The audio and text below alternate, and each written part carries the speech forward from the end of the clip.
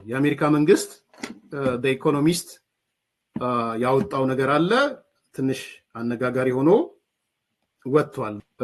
ኢኮኖሚስት ምንድነው ያለው? የአሜሪካ መንግስት የህወሓት መሪዎችና የትግራይ ታጣቂ ኃላፊዎች ላይ ማዕቀብ ሊጥል እንደሚችል ነው የተገለጸው። ይሄ ዛሬ የወጣ ነገር ነው።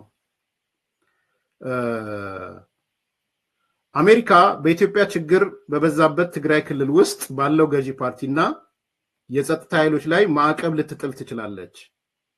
እንደ አንድ አሜሪካዊ ባለስልጣን ለኢኮኖሚስት እንደነገሩት አሜሪካ ክልሉን እያተራመሰና ወደ ጦርነት ሊመልስ ነው ብላ የምታምንባቸውን አካላት ለማስፈራራት በእጃችን ያሉትን የውጭ ፖሊስ መሳሪያዎች በቅርበት እያሰብን ነው ብሏል። እንግዲህ አንድ የአሜሪካ ባለስልጣን ነገረኝ ብሎ ነው ኢኮኖሚስት እያወጣ ያለው።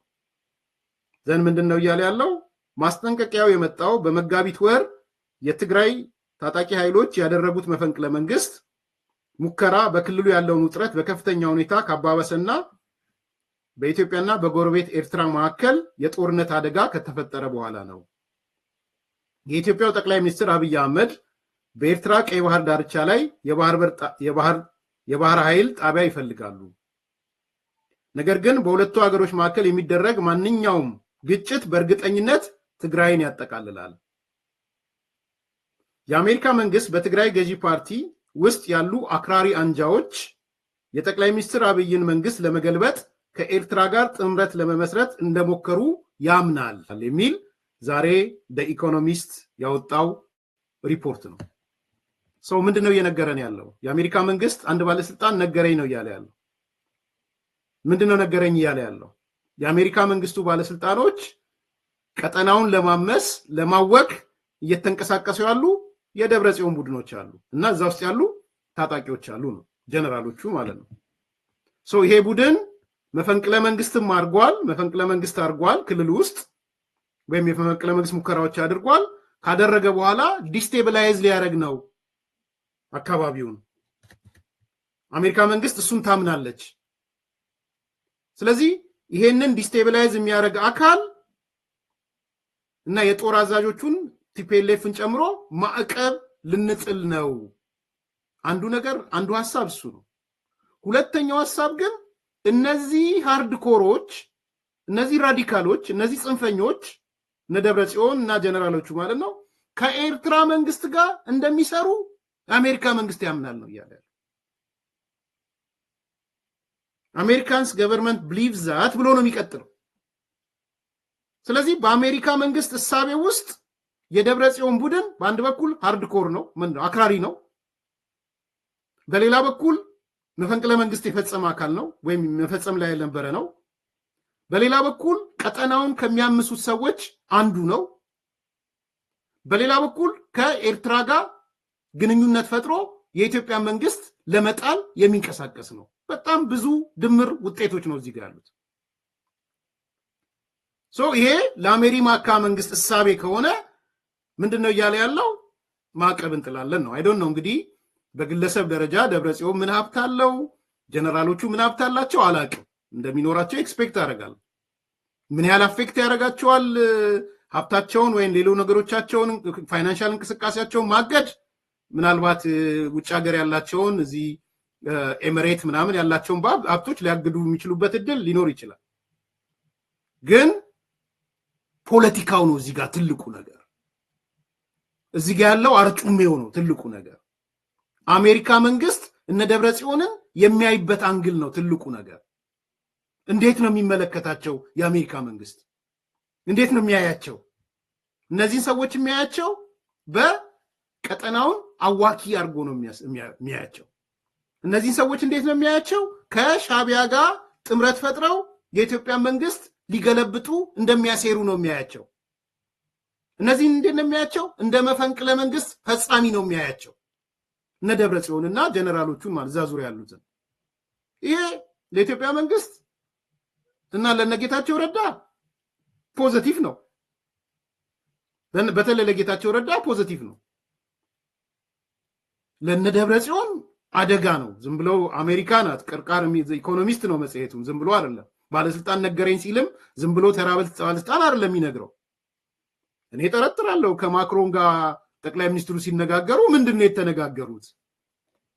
ምንድነው ማክሮንና ጠቅላይ ሚኒስትሩ ምንድነው የተነጋገሩት? ብልጽግና ብቻ ነው ያወሩት? የቀጠናውን ጸጥታ ጉዳይ አሜሪካ ማላይ ልትጥል ነው ማለት እያንዳንዱን ነገር ማስቀመጥ ያስፈልጋል። አሜሪካ በዚህ በሶማሊያ በኩል ያለውንም በዚህ በየመን አካባቢ ያለውንም ለኢትዮጵያ ምንድነው ያላት ስሜት የሚል አንድ። ሁለተኛ የእስራኤል መንግስት የእስራኤል አምባሳደር ዝም ብሎ አይደለም የተናገረው። ሰሞኑን የተናገረውን አይታችኋል አይደል? በመንግስት ሚዲያዎችም እየወጣ ነው። በኢትዮጵያ የሚገኘው የእስራኤል አምባሳደር ምን አለ? ኢትዮጵያ የባህር በር ወይም እንደዚህ መውጫ ያስፈልጋታል። የእስራኤል አቋም ነው ማለት ነው። ስለዚህ ከእስራኤል ሳይድ የምትሰሙት ነገር አለ። ኢትዮጵያን ወይ የባህር በር ወይ እንደዚህ አይነት አገልግሎቶችን ማግኘት አለባት የሚል አቋም ተወስዷል። ምን ያህል በሰላማዊ ነው በሌላ መንገድ ነው እስራኤል እያሰበች ያለችው? እሱም አብሮ የሚጨመር ነው። ስለዚህ አሜሪካንን ሲጨምሩ፣ እስራኤልን ሲጨምሩ፣ ቱርክም በዛ ሳይድ ኢትዮጵያ የባህር በር የማግኘቷን ጉዳይ ገፍታበት የመጣችው ነው። ፈረንሳይን መጨመር ትችላላችሁ። ኤሚሬት አንድ አካል አድርጋችሁ መጨመር ትችላላችሁ። ሳውዲ እኔ ጸብ የለኝም እኔ የኤርትራ መንግስት የምደግፍበት ምክንያት የለኝም ብሎ ነው ምክትል ውጭ ጉዳይ ሚኒስትሩ ለኢትዮጵያ መጥቶ የተናገረው። ስለዚህ የዚህ ሁሉ ድምር ውጤት በዋናነት አይ ቲንክ ዲፕሎማቲካሊ ጠቅላይ ሚኒስትሩ እንዳሸነፉ ነው የሚያሳየው። ብዙዎቹን ጉዳዮች ብትገጣጥሙ የውጤቱ የሚያሳየው የተሻለ ነገር ነው በውጭ ጉዳዩ ላይ ያለው። በተለይ በባህር በርና ከኤርትራ ጋር በተያያዘ ነገር እኔ የምሰማው ነገር ያንን ነው እየሰማው ያለሁት።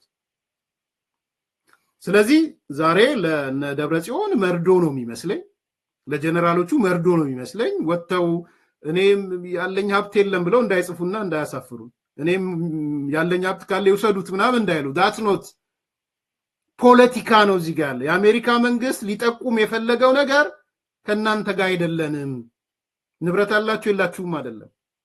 አሜሪካ ሀብት አፍርታችኋል አላፈራችሁ፣ ውጭ ሀገር ሀብት አላችሁ የላችሁም ማለት እሱ ሰከንደሪ ኢንዲኬት ማድረግ የፈለጉት ዊ አር ኖት ሃፒ፣ በእናንተ በምታደርጉት ጉዞ ደስተኛ አይደለንም፣ በምትሰሩት መፈንቅለ መንግስት፣ በምትፈጽሙት ከኤርትራ ጋር የምታደርጉት አሊያንስ፣ ቀጠናውን ለማመስ የምትሄዱበት መንገድ ደስተኛ አይደለንም የሚል መልእክት ነው የአሜሪካ መንግስት እያስተላለፈ ያለው። ስለዚህ ንግግሩን ከተራ ግለሰባዊና ከተራ ነገር ጋር ማየት የሚገባ አይመስለኝም። ኢትስ ሶ ሲሪየስ ዴን ኦን ዲ አዘር ሳይድ ደግሞ የኢትዮጵያ ዲፕሎማሲ ጉዞም ጠቅላይ ሚኒስትሩ የሄደበት መንገድም ምናልባት ቅድም ያልኩት ነው። የሩቢዮም ንግግር፣ የማክሮንም ንግግር፣ የቱርክም ንግግር፣ የኤሚሬትም ንግግር፣ የእስራኤልም ንግግር፣ ራሽያ መታ የዚህ ከእንትኑ ጋር ያደረገችው ፊርማ ከባህር በር ምናምን ጋር ተያይዞ ያለው ፊርማ፣ እነዚህ ሁሉ ስደምረው ኤንድ መሬት ላይ ያለው የአልሻባብ ኬዝ፣ የየመን ኬዝ፣ እነዚህ ሁሉ ኢትዮጵያ ላይ ተስፋ ለማሳደር የአሜሪካ መንግስት የፈለገ ነው የሚመስለኝ። እስራኤሎች የፈለጉ ነው የሚመስለው።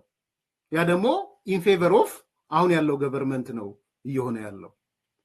ለእኔ ትልቁ ጉዳይ አሁንም ቢሆን የባህር በር ማግኘታችን ነው ትልቁ ጉዳይ። አክሰስ ቱ ዘ ሲ ወሳኝ ጉዳይ ነው። የባህር ኃይል እንዲኖረ ማድረጉ ወሳኝ ነው ብዬ ነው የማምነው።